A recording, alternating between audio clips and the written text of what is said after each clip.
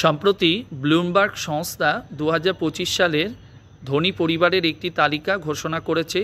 তাতে এশিয়া মহাদেশের মধ্যে মোট 20টি পরিবারের নাম ঘোষণা করা হয়েছে এবং যারা হলো এশিয়া মহাদেশের মধ্যে সবচেয়ে ধনী পরিবার। এবং এই তালিকায় ভারত থেকে মোট 6টা পরিবারের নাম ঘোষণা হয়েছে, যারা ভারত থেকে সবচেয়ে ধনী পরিবার হিসাবে এদেরকে বলা হয়। তো এই 6টি পরিবারের মধ্যে সবচেয়ে উপর স্থানে রয়েছে, অর্থাৎ ধনী পরিবার হিসাবে কাদের কথা বলা হয়েছে, মনে রাখবে আম্বানি পরিবারের কথা এখানে বলা হয়েছে।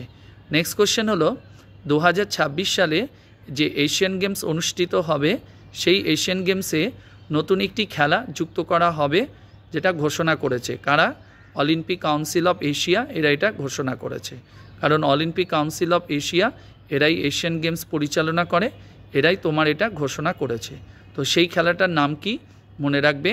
সেটার নাম হলো মিক্সড মার্শাল আর্টস, যেটাই তোমার নেক্সট এশিয়ান গেমস, যেটা তোমার জাপানে অনুষ্ঠিত হবে, সেই গেমসে বা সেই খেলাতে এই নতুন স্পোর্টসটা অ্যাড হবে বলে ঘোষণা করা হয়েছে।